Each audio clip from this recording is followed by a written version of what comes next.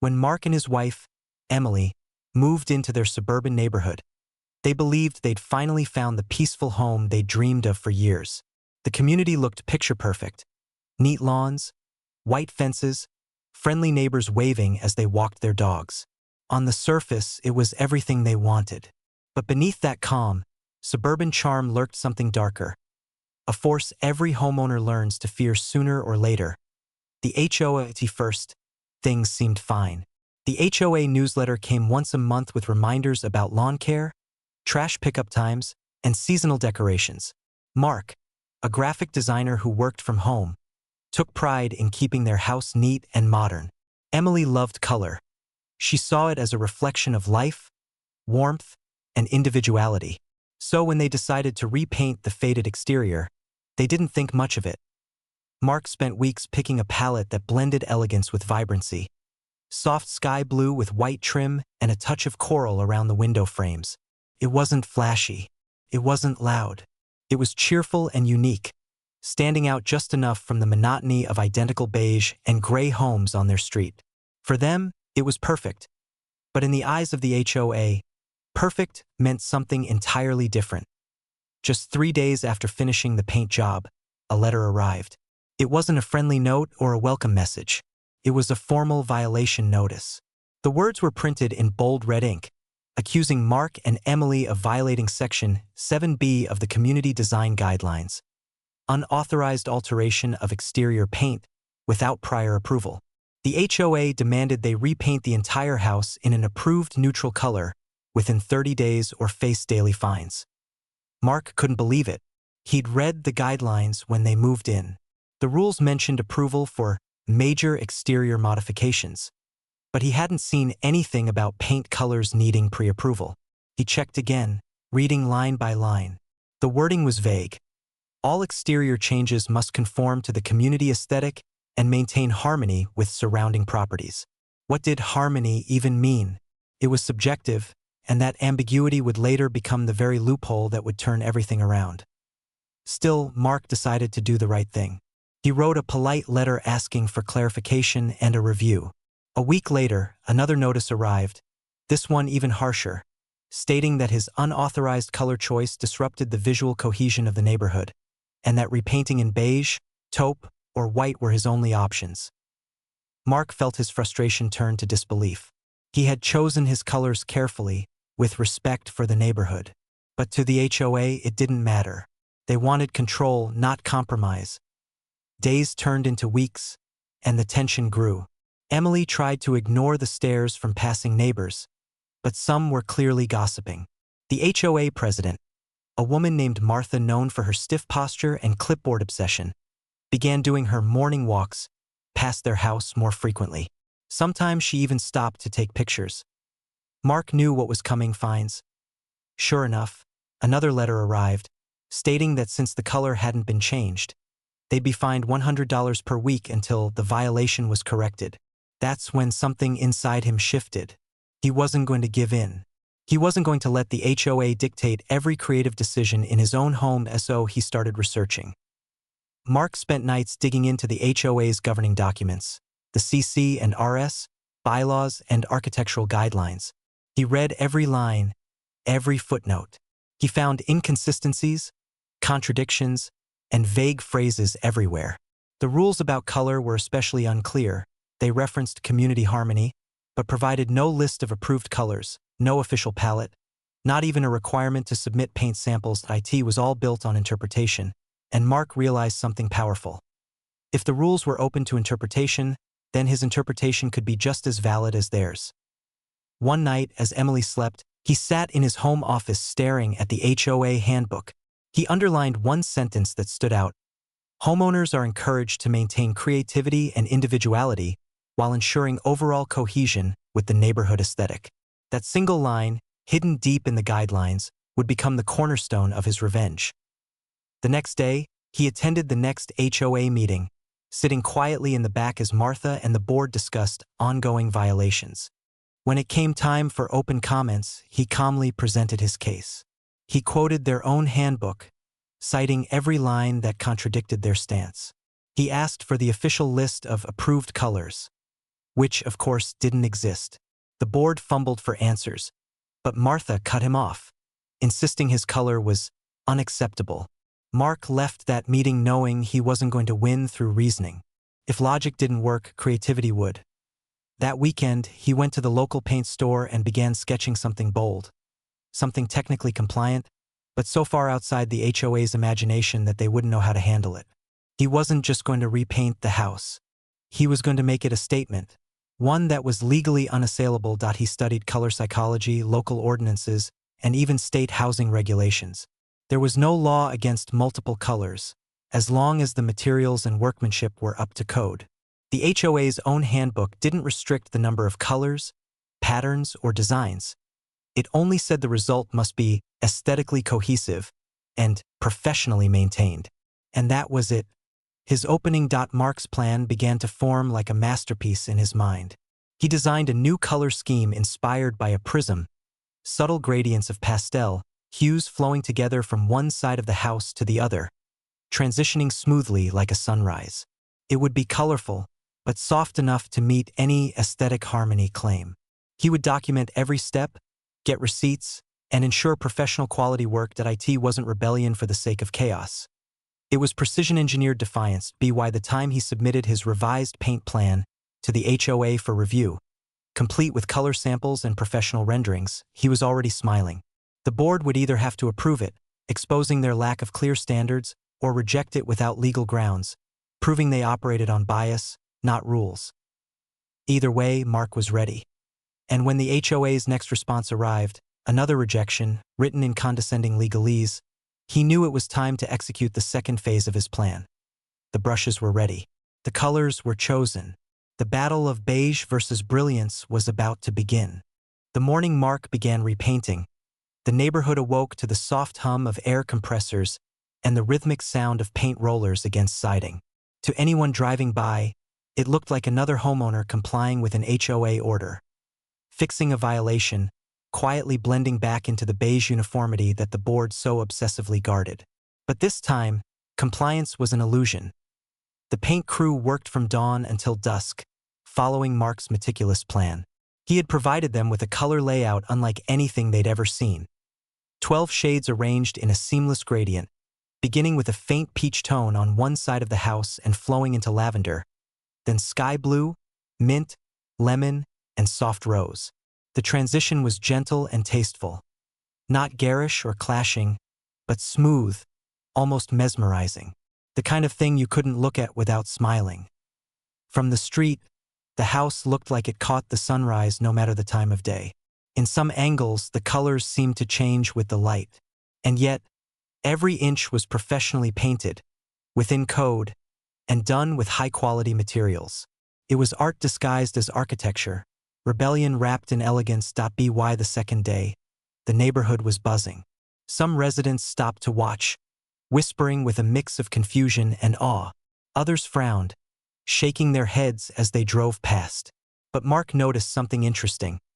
While the HOA loyalists scowled, the ordinary neighbors, the ones tired of constant nitpicking and fines, smiled and waved.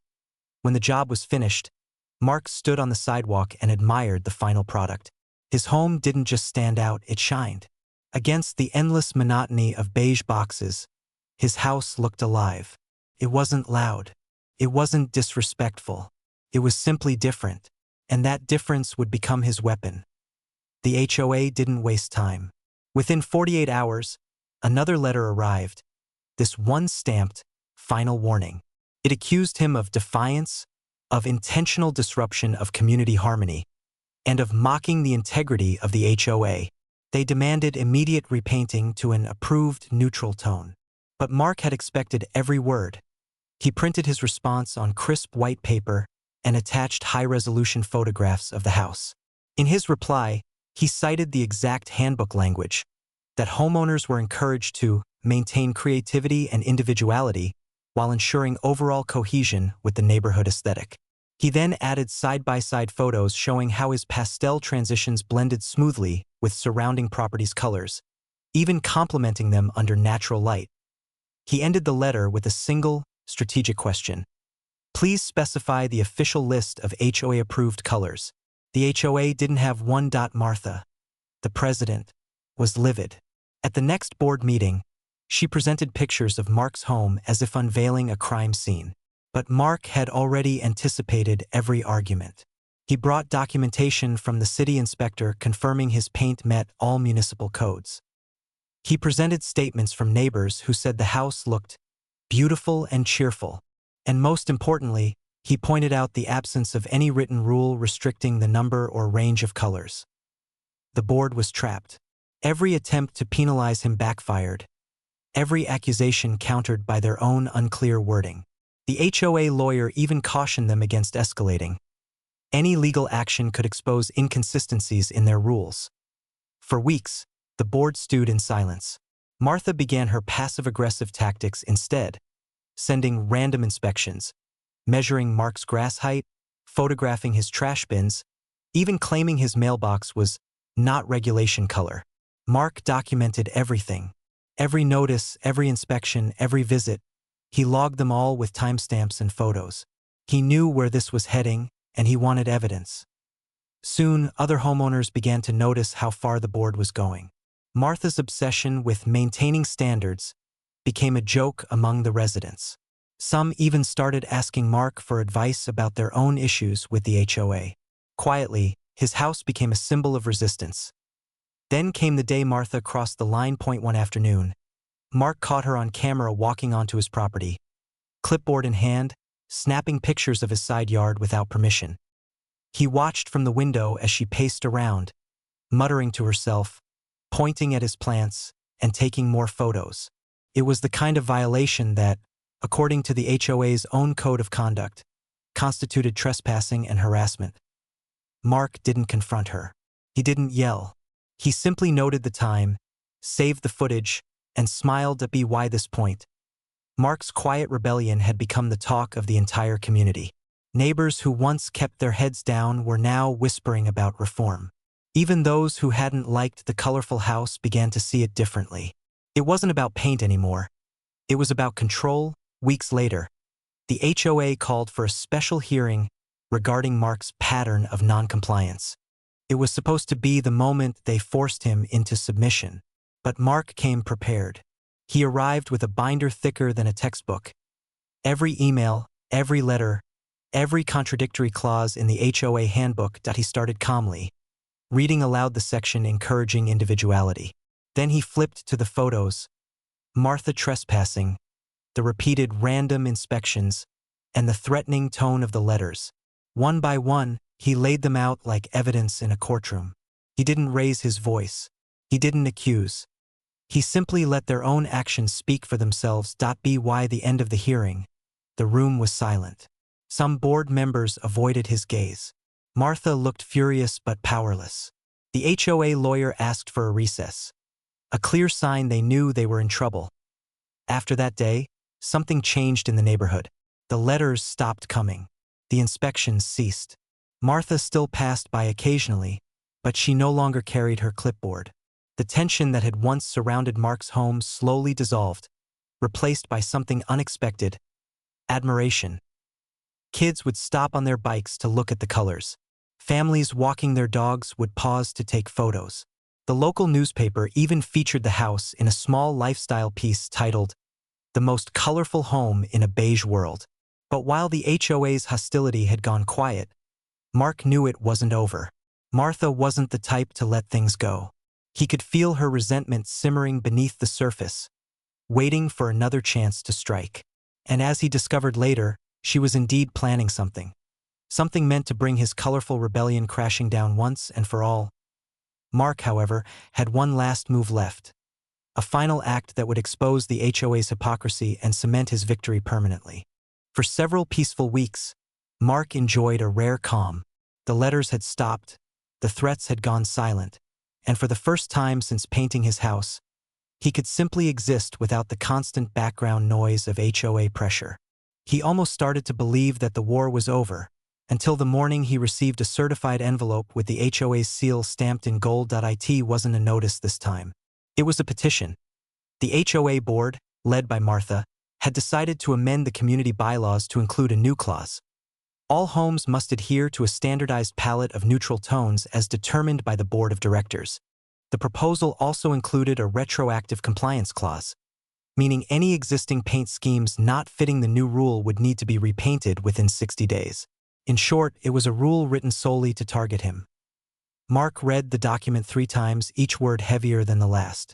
The new clause was set to be voted on by the HOA's general membership at a special meeting in 2 weeks. If passed, he'd be forced to paint over his masterpiece, or face thousands in fines and possible liens against his property. But Mark wasn't the same homeowner who had once felt powerless. He had spent months studying the HOA system, its flaws, its politics, its psychology. He knew the rules better than most board members. And more importantly, he knew how to fight back within the system. So he got to work. First, he went door to door, not as a rebel but as a neighbor. He politely explained what the board was trying to do: create a rule that could affect everyone, not just him. He pointed out that the clause would give the board unchecked authority over personal property, meaning they could someday force anyone to repaint, rebuild, or remove anything they didn't like. Some residents were skeptical at first, but as Mark calmly laid out the facts, the tide began to turn. He reminded them of the fines they'd all endured, the arbitrary lawn violations, the constant inspections, the overreach that had driven good neighbors away. His story was simply the latest example of how far the board had gone. And for the first time, people started to listen. By the end of that week, Mark had collected dozens of signatures opposing the amendment. He had carefully documented every conversation, every show of support, every email sent. The neighborhood was waking up, not to color, but to control. Then came the night of the vote. The community center was packed. Every seat filled, every voice buzzing with anticipation. Martha sat at the front table, her posture rigid, her pearl necklace gleaming under the fluorescent lights. She opened the meeting with her usual forced smile, reading through the agenda before reaching the final item: Amendment to Section 7, Exterior Paint Regulation. Mark sat quietly in the front row, a folder on his lap. When the floor opened for public comment, he stood, calm and steady, and walked to the microphone. His voice didn't need anger. It carried the quiet authority of someone who had already won the moral ground. He began by recounting his story, how he had followed every rule, used professional painters, and complied with every written standard. He pointed out how his home had become a neighborhood favorite, even featured positively in local media. Then he unveiled the photos of Martha trespassing. The room went still. He explained how she had broken the HOA's own code of conduct by entering his property without notice or consent. He presented copies of letters she'd sent, highlighting the aggressive and biased tone. Finally, he pulled out the HOA's original mission statement, the one buried in the founding documents, which promised to foster a spirit of community, creativity, and cooperation among residents. The contrast between that promise and Martha's power-hungry actions was undeniable. When he finished, there was a silence that seemed to last forever. Then, a soft murmur spread through the crowd, one that grew into nods, whispers, and eventually, applause. Real, genuine applause. Martha tried to regain control of the meeting, tapping her gavel, but it was too late. Homeowners began demanding transparency. Some stood to recount their own frustrations: unfair fines, ignored complaints, retaliatory behavior. Years of resentment poured out all at once. What had been a simple vote about paint turned into a full reckoning of the HOA's leadership. When the votes were finally cast, the result wasn't even close. The amendment failed by an overwhelming margin. But the shockwave didn't stop there. A group of residents, emboldened by Mark's evidence, immediately motioned for a recall election to remove Martha as HOA president. Within weeks, she was out, voted down by the very community she'd ruled over for years. The Beige Queen, as some neighbors jokingly called her, had fallen. In the months that followed, the neighborhood transformed. The new board took a more balanced approach, revising the rules to be clearer and fairer. They even introduced a new clause inspired by Mark's case, a creative expression provision that allowed homeowners to personalize their property as long as it met safety and maintenance standards. Mark's rainbow house became something of a local landmark. Visitors would stop to take photos, and kids would wave every time they passed by. But for Mark, the real victory wasn't the paint or the publicity. It was the principle. He had proven that power, when built on vague words and unchecked control, could always be dismantled by clarity and persistence. He had shown his neighbors that rules weren't meant to suppress individuality, but to protect fairness. And that sometimes, standing up for something as simple as a color could expose something much larger. As he stood in his yard one quiet evening, watching the sun reflect off his home's pastel surface, the colors seemed to glow even brighter, not just as paint, but as a symbol of defiance, of creativity, and of freedom reclaimed. For the first time, the neighborhood didn't look so uniform anymore. A few houses had added shutters in blues and greens. One family repainted their front door a bright red. Another planted a rainbow garden by their mailbox.